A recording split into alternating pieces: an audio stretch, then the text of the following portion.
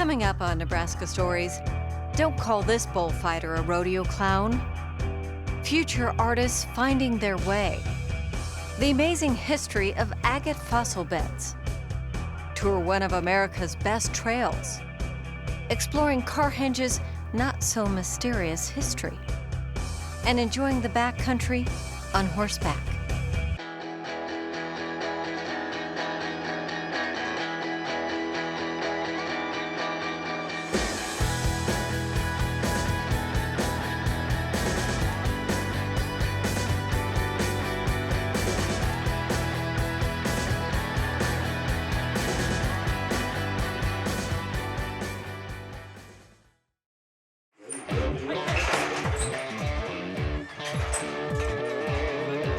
My job is just keep riders safe.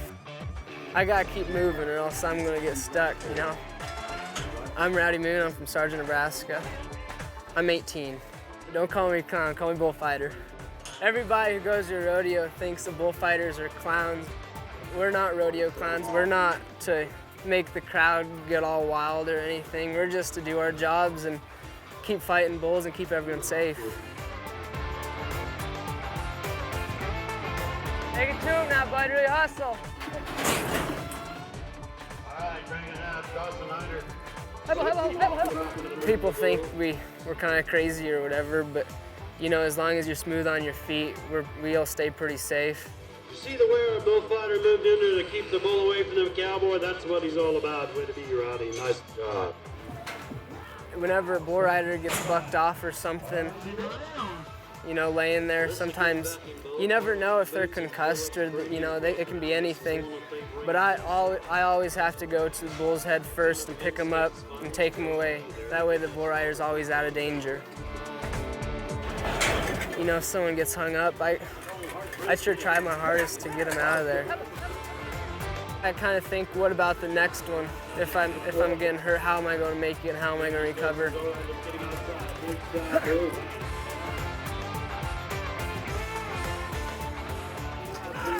Very good for the Cowboys. Well, I'll tell you what, friends, our bulls are kind of winning out on this deal. If I have to take a hooking, I have to take a hooking. That's what the job is.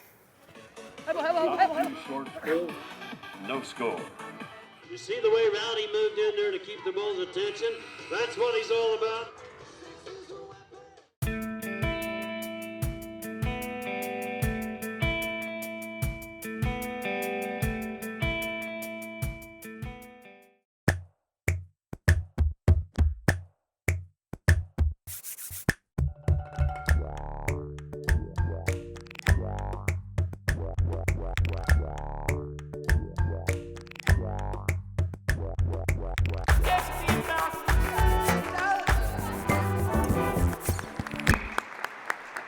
Welcome to the 2015 Nebraska Arts Awards.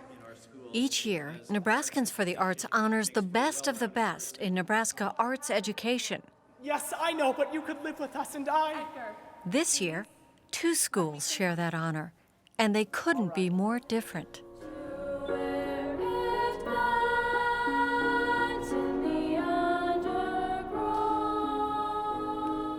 Lincoln High School is a very large urban school, and with that comes many challenges.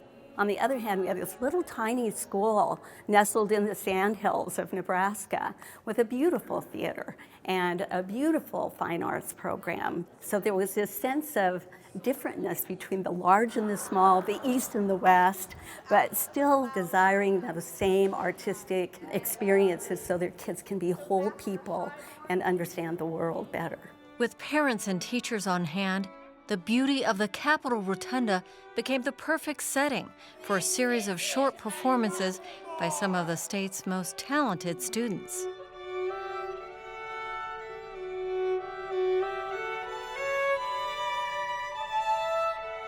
The arts are what makes us human. They're what we appreciate about the world around us. And so for Lincoln High to win this, it says a lot about our school and our system and what we want our kids to learn. That it's not all about textbooks, it's about what do kids love, what do they like to do. Passionately, devotedly. Yes, but Edgar, What she is very lets young. them connect in the world and find their own place in the world. Help me! Help me! Virginia! Virginia! I've been involved with theater since I was very young, but I think at Lincoln High specifically, I've really learned to become who I want to be through the arts.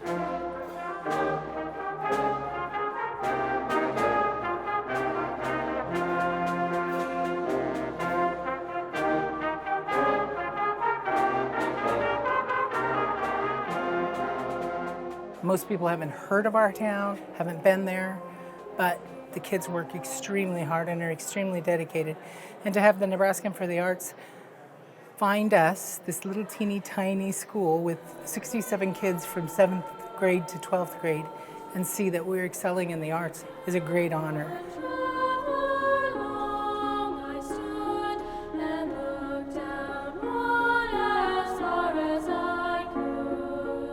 I'm in art class, I'm in speech, one acts, and band.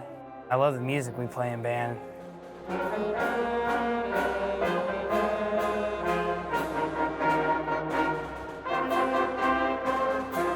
One acts and speech, I think that's really helped me. You're not as embarrassed to speak in front of people. I think that helped me out a lot.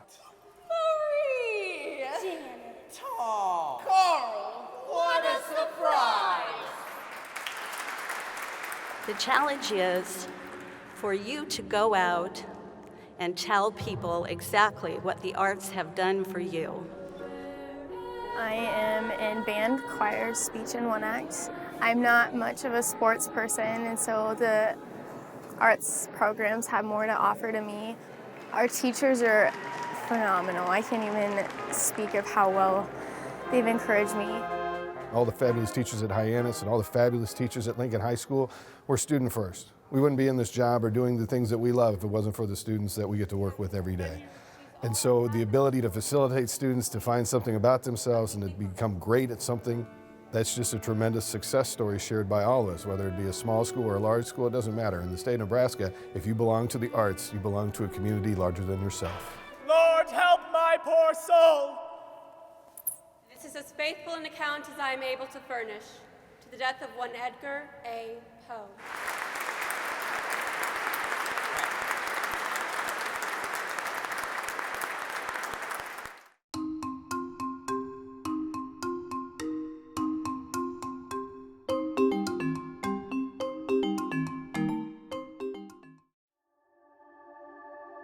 In the Niobrara River Valley, there is a place where even time could go to catch its breath.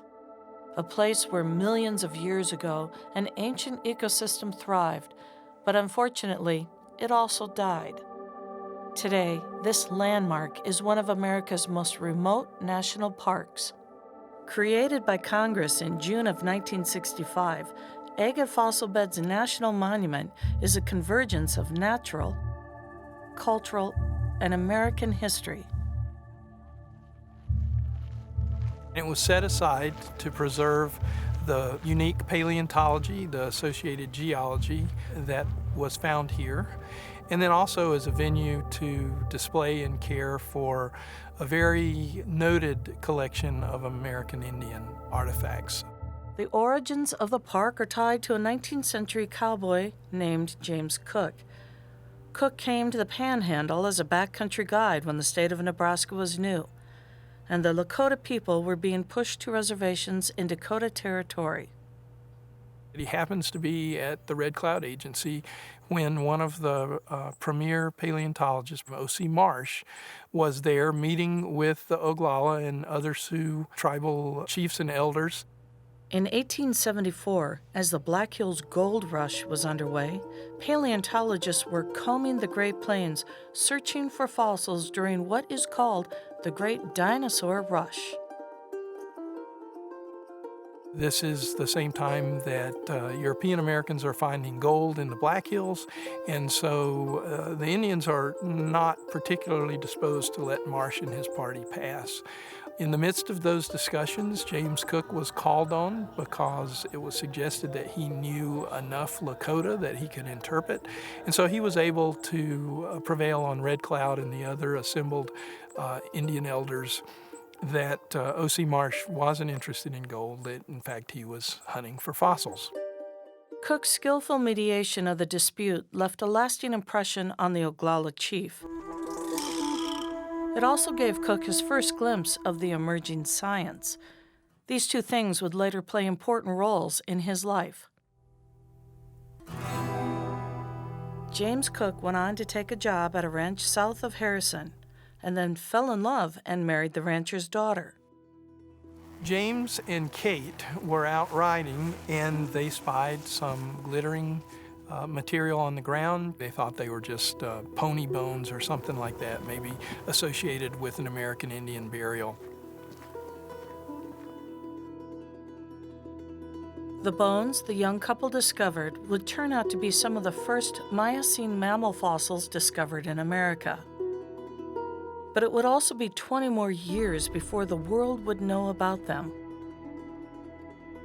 In 1904, a paleontologist who had been working north of here in northern Sioux County, James Cook prevailed on him to come up here to the Bone Hills and see the fossils. And the story runs that the paleontologist raced all the way back to the ranch house, told his assistants, put the horses and the wagons in the barn, we're staying for a few days.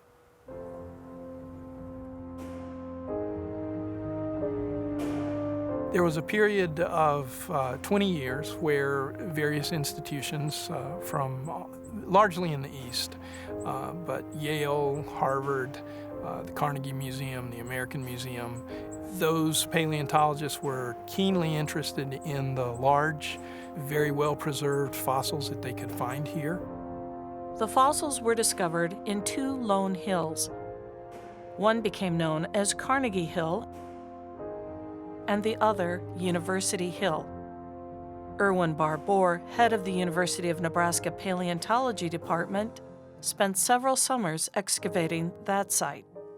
Most of the fossil excavations here by major institutions were over by 1923. The hills contained unusual-looking animals that roamed the Great Plains 18 to 23 million years ago. The sloth-footed Chalicotherium meropus, the small antelope-like Stenomylus camel, the North American rhinoceros called Monoceros, the Paleocastor, a beaver that dug corkscrew burrows, Daeodon, a giant hog-like scavenger, and Diphenodon, or bear dog, a carnivore with bone-crushing teeth. This was the first place these animals were ever discovered to science. So that's what makes the fossil hills and agate fossil beds really so iconic. Scientists believe the prehistoric mammals died during a period of climate change, a warming trend that caused a mega drought.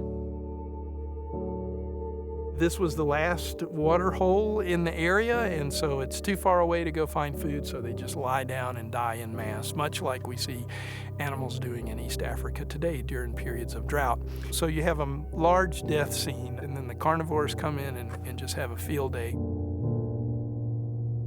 Whether this happened all together or whether it happened in phases, over hundreds of years, I'm not sure we know that, but what we do know is that these animals were found in massive numbers in what truly is a large death assemblage here on these two hills. Agate Fossil Beds National Monument is also known for its collection of 500-plus Native American artifacts. In 1874, when James Cook successfully mediated the agreement for passage between paleontologists O.C. Marsh and Red Cloud, it marked the beginning of a lifelong friendship between the Oglala chief and the cowboy rancher.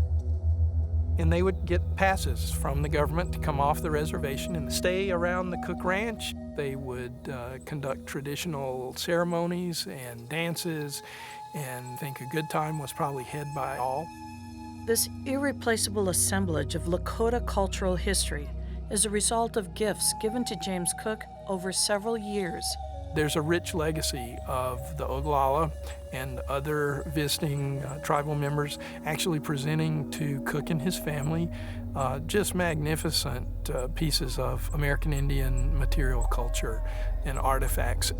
Along a quiet highway in the far corner of Nebraska, you can go off the grid at Agate Fossil Beds and step back in time to see where ancient antelope played and magnificent buffalo once roamed.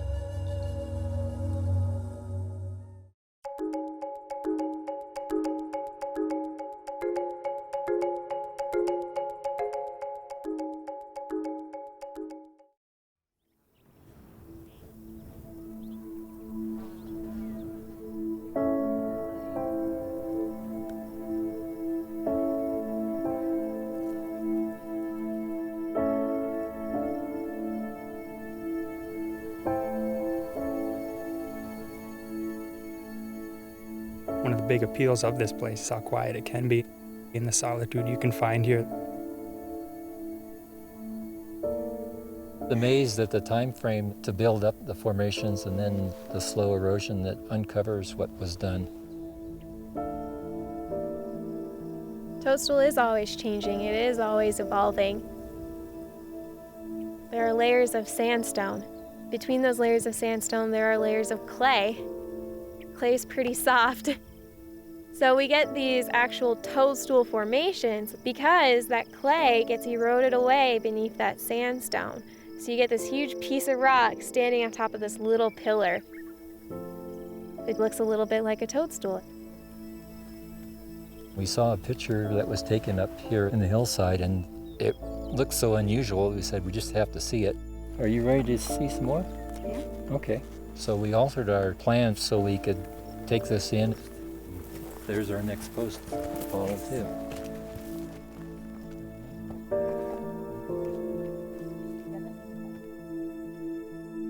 It is a place where you can actually walk back through time and get a chance to visualize what life was like before we were even here.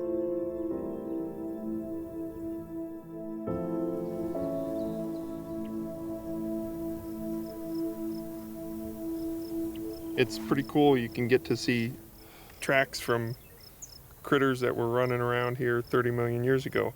We've been hiking a lot, getting into the rocks and seeing what we can find. It's just fun for us. I kind of use my hands to climb the rocks and steep. My dad helped me climb the steep parts.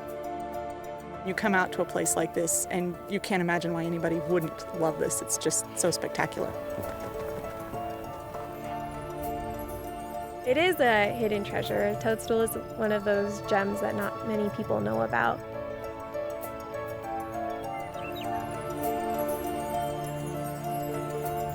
It's off the beaten path.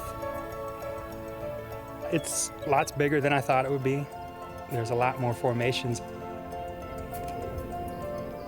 It's nice to just not think about anything and just enjoy what you're doing, walking around, taking pictures, and not really worry about anything else. That's kind of why I like coming to places like this.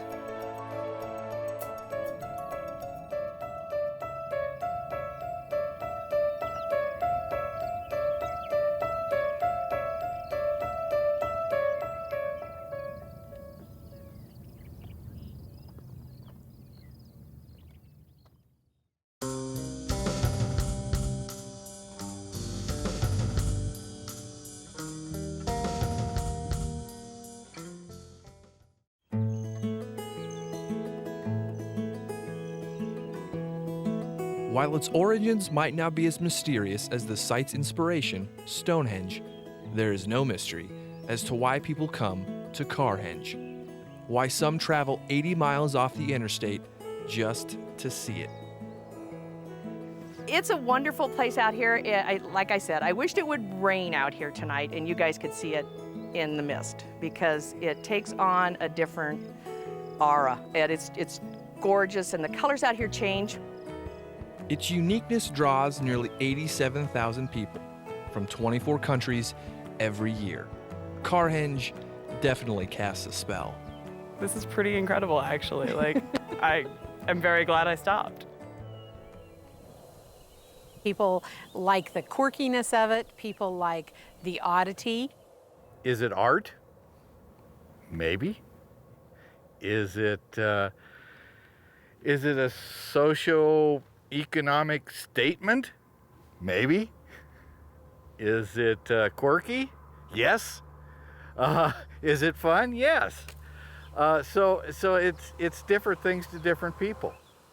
Well, we've heard about it for 25 years, and that's how old it is, I guess, and we've never gotten here. My wife's been all over the world. I've been half all over the world, never been to Carhenge. We had to see it. There's a number of things that brings people to Carhenge, and one of them is that it's kind of a big sundial. It's a working replica of Stonehenge. The massive hanging stones that make up the original Stonehenge in England were put in place, many believe by Druids, at least 4,000 years ago. Built in 1987, Carhenge doesn't carry the colorful theories on how it was made. You'll find no Druid constructors here. It was done 25 years ago by the Reinders family as part of the family reunion. This was their farm, and they thought it would be fun to do this. Mr. Reinders, Jim Reinders, was an engineer, and he thought this would be a hoot. And they put it all together, and at the end of the week, it just stayed. You know, it turned into from a family reunion into a, world attraction. Jim's idea behind it was that it was going to be set up as a burial site, because Stonehenge is also known as a burial site. And so if Carhenge is a replica of Stonehenge, it could represent that, and he took all of these automobiles, American-made, gas guzzlers, made in the 50s and 60s, and put them together in one sculpture with a political statement. We better learn how to change our ways in America, but at the same time, it's a gravesite, in a sense. But the fate of this car art is in question. The Friends of Carhenge, the nonprofit group that takes care of the site, recently placed the sculpture for sale. There's 6 of us left. We all work full-time jobs. It's more than we can handle. In some respects, it has outgrown us. It was our idea that we should privatize Carhenge to get it to see its full potential. Where it's at right now is it's kind of stuck in a place that it's just going to be what it is. And that's okay too, but we all long for it to be more than what it currently is. I fought it for a long time. I was probably the last holdout, and then finally it just came to me, I'm probably the one that's holding it back by just thinking that we should keep it for ourselves. Will it become an actual gravesite, or can someone else bring new life to it? Waiting for an answer doesn't seem to be too stressful on mornings like these. It's June 21st, the summer solstice at Carhenge.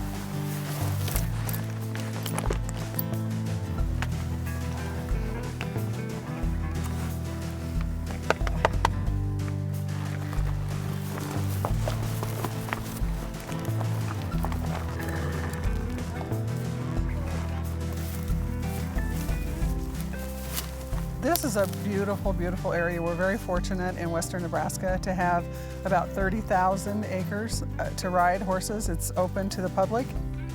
It's so relaxing and so beautiful. I've been coming out here for at least 25, 26 years. Yeah, you gotta bite out that bush. With all the development that's going on, if you didn't have places like this, we wouldn't have anywhere where we could go and enjoy and relax. Every time we ride, we go to a different place. There's trails for all levels of riders. We've got some younger riders with us, or maybe older riders. My mother, who is 74 years old, rides with me all the time. Sometimes we'll take it a little easy or just ride on really nice flat ground, and then other times we say, okay, we feel a little adventurous today, and we go up some pretty steep hills and down some steep hills. You really have to put a lot of faith in your horse. I feel safer with you in front of me. The connection with the horses is unbelievable. I mean, once you connect with an animal, it's something else.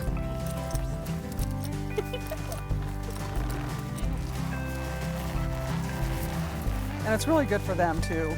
They get bored, you know, just like people do. And so they kind of like to come out and go for a ride once in a while.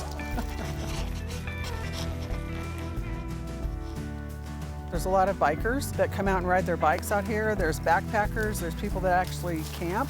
Photography, bird watching, wildflower viewing. There's all of that you can do out here. And it's all just beautiful.